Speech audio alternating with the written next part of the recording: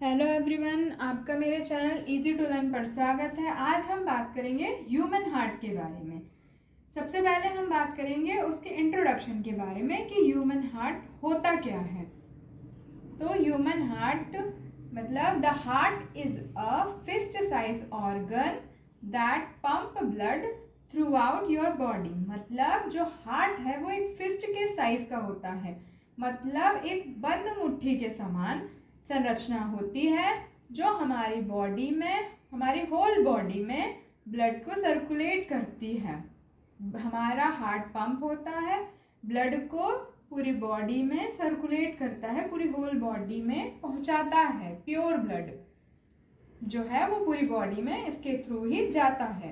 अब हम बात करते हैं कि हार्ट हमारी बॉडी में मतलब कहाँ पर पाया जाता है, किस हिस्से में पाया जाता है। जो हार्ट है, हमारा हार्ट जो है वो सेंटर में होता है और रिब्स के नीचे होता है। इसके ऊपर, हार्ट के ऊपर जो है वो रिब्स पाई जाती है, मतलब पसलियां पाई जाती हैं, जो कि 12 पेयर, मतलब 12 पेयर में पसलियां पाई जाती है, मतलब टोटल 24 रिब्स पाई जाती हैं। और इन रिब्स के नीचे हमारा हार्ट होता है। इन रिब्स का काम क्या होता है? ये रिब्स जो हैं हमारे हार्ट को प्रोटेक्शन देने का काम करती हैं। मतलब जो हार्ट है, हमारे हार्ट को किसी तरह का डैमेज ना हो, तो जो रिब्स होती हैं वो हमारे हार्ट को प्रोटेक्ट करने का काम करती हैं। अब हार्ट के दोनों साइड पर क्या होते हैं? लंग्स होते हैं। और जो हार्ट है वो एक कार्डियक मसल्स से बना होता है। मतलब हार्ट किससे बना होता है? तो कार्डियक मसल्स से बना होता है। जो हमारा हार्ट है वो 2 लेयर से मतलब घिरा हुआ रहता है। 2 लेयर से घिरा हुआ होता है, जिन्हें हम पेरिकार्डियम कहते हैं। और इन पेरिकार्डियम में पेरिकार्डियल फ्लूइड भरा होता है।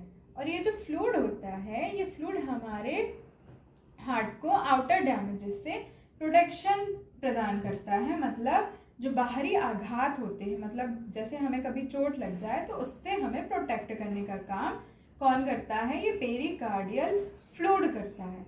अब हम बात करते हैं, जैसा कि हमने पहले बताया कि हार्ट जो है वो सेंटर में होता है, पर क्या होता है, जो हार्ट का मोस्टली भाग होता है वो लेफ्ट साइड में झुका हुआ होता है। इसीलिए जो हार्ट होता है वो लेफ्ट साइड में होता है। अकॉर्डिंग टू वेट देखा जाए तो हार्ट का जो वेट होता है वो 300 ग्राम के समथिंग होता है, जिसमें से 80 ग्राम हिस्सा जो है हार्ट का वो सेंटर में होता है हमारी बॉडी के। और जो 220 ग्राम, लगभग 220 ग्राम हिस्सा जो है वो लेफ्ट साइड में झुका हुआ होता है। इसीलिए हार्ट की पोजीशन हमारे बॉडी में लेफ्ट साइड मानी जाती है। अब हम बात करेंगे कि हार्ट कितने चैम्बर्स में डिवाइड है। जो हमारा हार्ट है वो 4 चैम्बर में डिवाइड है। हार्ट का स्ट्रक्चर ऐसा नहीं होता, पर आपको सिंपल वे में समझाने के लिए मैंने हार्ट को इस शेप में बनाया, जिससे आप हार्ट में जो प्रोसेस होती है वो आप इजी वे में समझ सकें। इसके बाद मैं आपको हार्ट का स्ट्रक्चर बता दूंगी कि कौन सा पार्ट किस जगह पर होता है। अभी मैंने आपको इजी वे में बताने के लिए हार्ट को हार्ट के शेप में बनाकर समझा रही हूँ। क्या होता है कि सुपीरियर वेना कावा और इंफीरियर वेना कावा, ये हमारे बॉडी के अपर और लोअर पार्ट होते हैं। इनसे क्या होता है? इम्प्योर ब्लड क्या होता है? हार्ट के फर्स्ट चैम्बर, मतलब राइट एट्रियम में इम्प्योर ब्लड आता है। और इस राइट एट्रियम में क्या होता है? ट्राइकस्पिड वॉल्व्स पाए जाते हैं। ट्राइकस्पिड मतलब ये 3 हिस्से में पाया जा रहा है, इसलिए हम इन वॉल्व्स को ट्राइकस्पिड कहते हैं। इनमें क्या होता है? सुपीरियर और इंफीरियर वेना कावा, जो बॉडी के अपर और लोअर पार्ट होते हैं, इनसे इम्प्योर ब्लड, मतलब जो कार्बन डाइऑक्साइड युक्त ब्लड है वो आता है इन वॉल्व्स के थ्रू। ये राइट एट्रियम से इन वॉल्व्स के थ्रू, ट्राइकस्पिड वॉल्व के थ्रू ये इम्प्योर ब्लड आता है राइट वेंट्रिकल में। ये ब्लड आता है जब तब ये क्या होता है, राइट वेंट्रिकल में सेमिलुनर वॉल्व्स पाए जाते हैं। जैसे राइट एट्रियम में, हार्ट के फर्स्ट चैम्बर राइट एट्रियम में ट्राइकस्पिड वॉल्व पाए जाते हैं, वैसे ही राइट वेंट्रिकल जो हमारे हार्ट का दूसरा चैम्बर है उसमें सेमिलुनर वॉल्व्स पाए जाते हैं। तो जो इम्प्योर ब्लड है जो कि हमारे राइट एट्रियम से राइट वेंट्रिकल में आया है, ये सेमिलुनर वॉल्व की हेल्प से पल्मोनरी आर्टरीज के थ्रू जाता है।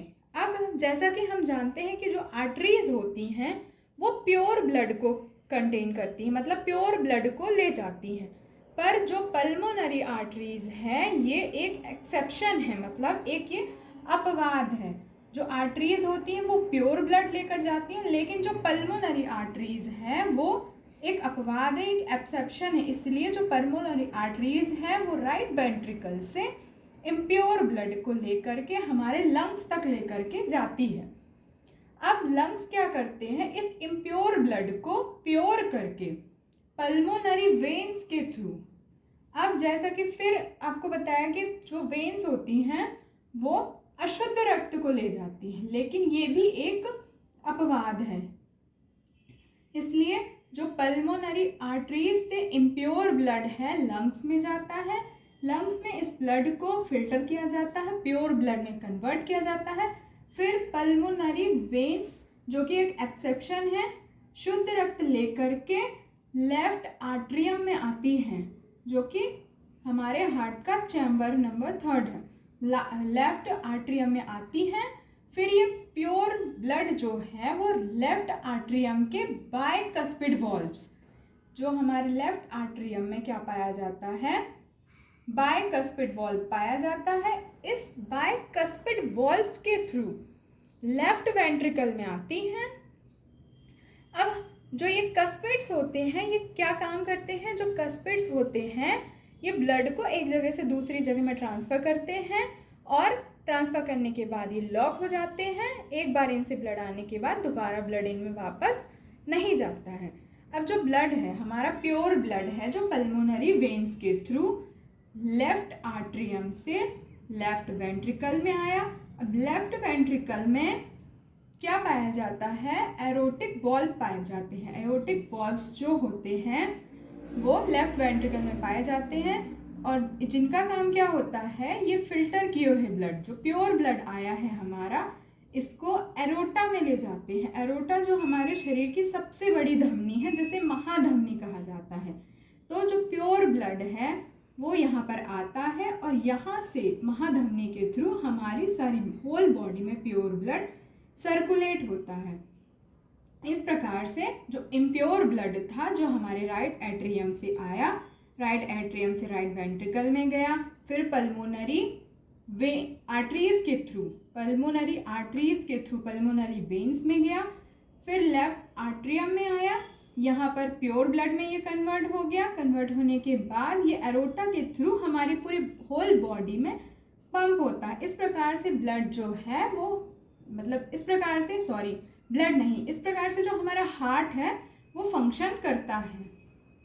अब मैं इसको एक फ्लो चार्ट के थ्रू भी आपको समझा दूंगी। डायग्रामेटिक आपको समझाया गया है, अब मैं आपको एक मतलब फ्लो चार्ट के थ्रू समझा दूंगी जिससे आपको सारे फंक्शंस के कौन सा, मतलब हमारे हार्ट का कौन सा हिस्सा या चैम्बर किस प्रकार से वर्क करता है। अगर आपको हार्ट के थ्रू समझ में नहीं आया तो आप फ्लो चार्ट के थ्रू समझ सकते हैं।